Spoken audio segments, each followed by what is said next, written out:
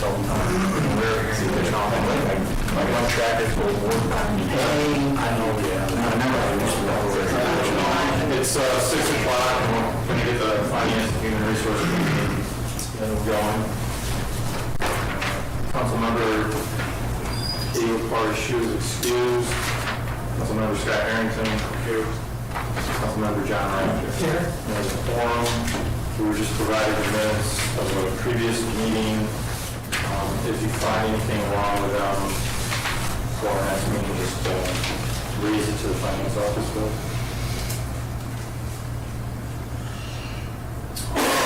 Topic A, the Harvard College bus contract. Dave? Yeah, OPT is asking the council to approve renewal for bus service for the Harvard College Student Government Association for 22-23. The fuel costs, salaries, we extended the service to accommodate nursing services. For the students that go to new clinicals, we've increased the fare by $10,000 for the year. And they're in agreement with it, changes, so. Any questions? Thanks. Hearing none, we'll move that up to full council.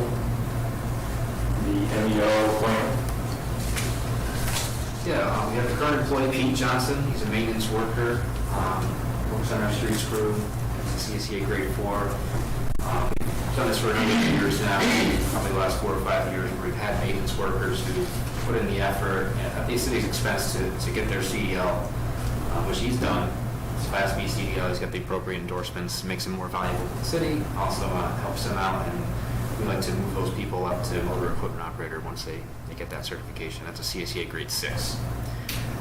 It's something that won't result in a budget transfer or require that. We've had a vacancy, WHO vacancy, different position, but it's been vacant for a number of months, most of this year, I think. So overall, budget. That you were showing that last time with the staff member work, that was vacant. So, is there any other questions? Hearing none, we'll move that up to full council. Restore New York. Okay, yep, I'll start. So 27 Market Street, we are going to submit an intent to apply, which is a 1-page form for Restore New York funding. That is due August 11th. The funding that's available, there's 2 rounds. We're going in for this first round. And you can submit for a project for up to $2 million. And you can also submit for a special project for an additional up to $10 million. And that can be combined on your first project. So we're going to submit for the whole amount for a combined project to demo 27 Market Street and then to put a mixed-use building on it. We don't have to have a developer in order to submit. We're working on getting a developer for it. If we don't have one by the time we apply, or if they award by the time they award, it'll be a great incentive to be able to market to developers as well. So we're not letting that slow us down. We would not be able to keep the Restore New York grant that we currently have, $477,000. This, whatever funding this is, would replace it, but we're also not at risk. So if we don't get anything, we still would have our original Restore New York grant. So we submit the letter of intent, or intent to apply, form by August 11th, and then ESD, if they're interested in funding it, then they come back and ask us to submit a full application, and that would be due October 11th. So right now, at this meeting, we're just providing this information. We don't really need an action item yet. But if they invite us to apply, then we'll need a public hearing and an authorizing resolution for the application at that point. The other part is the city would have to have a 10% match for the grant. We don't have our budget yet for the project. We're working on that. And if we have a developer, we would not do the project. We would not do the rebuild of the project without a developer. So if we get funded for it, we would have the option of the developer could take over the whole project and tear the building down and then rebuild. if we don't have a developer yet, we could go ahead, we could be the ones that tear it down. There's a whole bunch of options, Sure. but that's where we're at right now. Okay. Thank you for the update. Yep. Questions? Thank you. OPD police cruiser? So in budget discussions last year was the first thing that actually got the axe.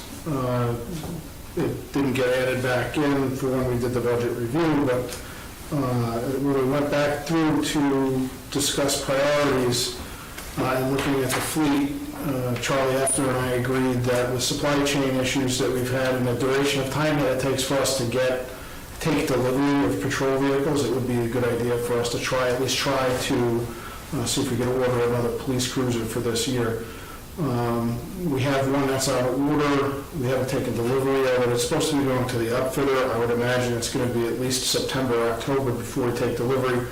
That's going to replace one of the patrol vehicles. That's then going to go and replace the dog control vehicle, which is from, it's about 11 years old. So the next vehicle behind that would be one of the Chevy Caprices, which was a 2013, I think, model year that's been in hard service with patrol since then, and we will be phasing that out with a new police vehicle. We wouldn't anticipate being able to take delivery because we can't even put the order in until August, until sometime early next year. So I think this last vehicle that we ordered was in March. It's going to be at least, 6 months from March. It's probably going to be at least August, September, October, even when we take delivery of it. The last one we got in 21. We didn't put into service until almost March of this year. So it was over a year waiting for the vehicle. Questions? No. Is this your recommendation? Well, it's a discussion. I mean, obviously these two, this one and the next one, the chief and Chris Yakubuchi brought these up, our July reconsiderations, even though they weren't on that list of July reconsiderations, but they felt it was important to consider them now. And normally I would say, let's consider all the equipment in the budget process that we're just about to start, and that's something that we could consider before we do these. Chris makes a good point about the delivery times. I think that'll be the case with most any equipment now. It really comes down to how committed the council may be to funding a new police vehicle at the current rate. And one of our objectives of our budget process this year is to look at our fleet replacement schedule. We have, police cars every 5 years, UW pickups every 10 years, or whatever they are, and look at that. What should we really be spending, or at least budgeting in reserves every year out of the general fund, the water fund, the sewer fund, in order to keep up with that? And if we can't keep up with that, which has been the case really in recent years, every year, like Chris said, this was pushed off. It was intended to be in this year's budget. We pushed it off because we only wanted to spend so much out of our reserves. If that's going to continue to be the case without a foreseeable change in the future, then we might need to have a hard discussion about what are our priorities equipment-wise and what things might we be able to extend out further, knowing that it's going to incur greater maintenance costs or greater downtime or reduced services or whatever it may be. It's part of that whole, overview of our services, what we're providing, and what our priorities are. So I hesitate to go ahead of that with any one piece of equipment. That might be a consideration for you, but it's also, obviously, we're going to need a new police car at some point. It's not as though we're cutting that service. It really just comes down to It's really the like, miles we want to put on the car and the risk of it being down. the other thing, exactly, and that's really it. Is police vehicles really like staffing? Someone get injured in the line of duty and spend a significant amount of time down. Currently, I'm down 2 vehicles from an accident that we had, and I don't know when they'll be back because of supply line issues, and so one sits currently in a garage, and I think the other one might be at the shop now, and we should be taking delivery of it back. But, like staff, they could be out of service for a significant amount of time, so having those vehicles is important. Well, you've been down with 2 vehicles for several months now, right? Yeah, yes. Chris, how old is that hot box that you're trying to replace? The hot box is a 2019, it's 13 years old. The tack tank has not worked in several years. The inside heat chamber has been repaired several times, is currently rusted out beyond repair. Control board has a narrow electrical issue, currently using tack tank controls to control hot box burn. Fuel tank is rusted inside and out, and plugs fuel filter for burner trailer frame is showing fatigue around suspension spring hangers. The fuel filter has to be changed every single time we use the hot box. We use it weekly. If we use it the entire day, the fuel filter has to be changed twice in that day. So there's a break in between, because it's got to go back to Central Garage to have the fuel filter replaced. So we're, again, dire need of replacement of this crucial piece of equipment. And if you had to go around one, what would that cost? I'm not sure. Do you know, Greg? Not sure now. I don't know, do they lease this type of equipment? I don't, not that I know of. Specialized? I can tell you that the quote has increased 18% since the last time we got a quote last October. Greg and I were talking, we do have CHIPS funding that could potentially pay for it. Yeah, that's what makes this, the hot box in particular, a little bit, in my mind, easier to make a decision on outside of the budget process, because we're not gonna have to stop patching potholes, and we do have potential alternate source that's not, there's nothing else we can spend in CHIPS and pave. There's another program that's new this year called Pave Our Potholes Program that could fund this. Obviously, we can also spend that money on streets, whether that's hiring contractors to do work or doing work ourselves in-house. We bought the street sweeper using CHIPS funds last year, and this is an option that we could spend. I think it was, what was the quote, Chris? Was it? I think the latest quote was $43,000. Yeah, I think I was estimating 48 just. With additionals, yes. A little, The one thing with the new hot box, it'll have a new tack tank. What the tack tank does is when you put the asphalt in the hole, you use a tack to seal the edges, and it seals it in so that when it rains or doesn't freeze and heave it out. That's why we're continually fixing pothole, You because, can't do that, because that system's broke. right. So you fix it, and it pops out in the next snowstorm, and the plows push it out, and you gotta fix it again. Right. And so, Chief, other than age, is that vehicle, the 2011 vehicle that you're going to pass on to the patrol officer, is that vehicle dysfunctional, unfunctional, costing you a lot of money? That would be a Charlie Effner question. My take on that is the vehicle's getting to be, it's already on its second engine. It's getting to be a bit long in the tooth as far as the drivetrain goes. It looks okay, and I think it drives okay for now. But I'd be remiss if I didn't at least approach the council and saying that, I have some concerns over the vehicles and the condition of the vehicles with the replacement schedule, being that I've got 11 in the inventory and we're looking at a 5-year replacement. We're already one behind or two behind given the schedule from last year. Well, I don't know how you guys feel. I'm just going to throw this out there. I personally feel very confident getting the hot box up now and holding on the police cruiser until we have a budget talk.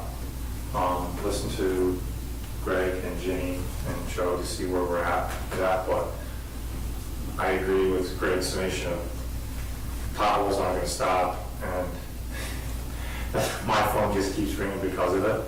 I don't know about you guys, but it'd be nice to make some of the residents happy once in a while. The other thing is, if we wait till January to purchase the hot box, price could go up another 18%.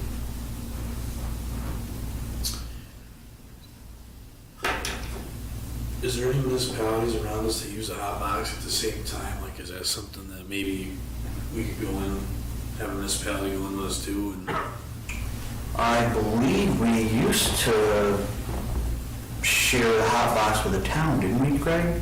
Is that correct? I'm sure we have used it before through our shared services agreement. I'm not aware of it being a split cost arrangement, but we have shared it. But to answer your question, certainly anyone that has roads could use a hot box. Whether there be someone ask that question. Were you thinking splitting the cost initial asset, or, 'cause I'm sure like when our loader is down, we borrow loaders, vice versa. Because like, a couple of municipalities reached out and they buy things and we're, talking about, the state with monies and giving monies and stuff like that. There's 2 or 3 municipalities that a lot of times are kicking a lot more money to help buy. And I don't know if this is like a piece of equipment you could really do that with, because I know we use it all the time, so. Yeah, I was gonna say, I see that thing on all the time. I've stopped and kind of looked at it, it's pretty sad shape. It's, I actually don't know if it'd pass inspection to go down the road, to be honest with you, that's how bad it was to me. Probably not. But, I don't mind about setting that up and because there's other alternatives. I really think that maybe the police cruiser should go up to the whole council for discussion, only because as much as you need to worry about potholes, crime's not gonna stop either. And we're gonna need to make sure that our officers can get from point A to point B. And I think that sometimes it's our job on the councils make those hard decisions. Is do we do something before budget? Should we spend the money, try to be proactive? We're on supply chain issues and stuff isn't going to get any easier right now. So that's just my feeling. So that, John, you want to move both items up to full council? I think so. We'll move both up to full council. Just so you know, the public safety reserve has around $860,000 after you take out what we're going to spend this year. That's an option. Aside, the only other option that I know of right now would be taking out the general fund and shifting it back. Stop the new ad funds that we get each year. I think we get $5,000 or $10,000. We're already dedicated. Yeah, it's already allocated for the vehicle. That's in there. Doesn't even buy a radio. I'm sorry? $5 million doesn't even buy a radio. we're talking about equipment real quick. We started Taser, didn't we, last year? Been purchased. Yeah. We purchased the tasers that you had approved us for, have been purchased and are being put into service as people are trained. Right. Do we only do half of them? Do we go ahead and do all? I think we did 8. We're planning to do it because this is one of those things where we wanted to stagger. Yeah. If we did them all at once, if they had a problem, we'd end up with 8 that all went down at the same time. I know that there's been some recalls on for certain issues for breakage. So it's like the first model year for anything, and you're not really sure how it's going to work. So I was really reluctant to try to buy all of them this year. So again, we're trying to spread that out so we can spread out the cost as well as be a little bit cautious so we're not losing all of our equipment at once if something were to go wrong. So I think that's we'll be adding again some more tasers in for next year's budget and maybe a couple of years after that. But we'll be okay because the older models that we do have, we have 2 years before they take them out of service completely. So there is a little bit of a buffer, but they're going to come in slowly because I don't want to have them all at once.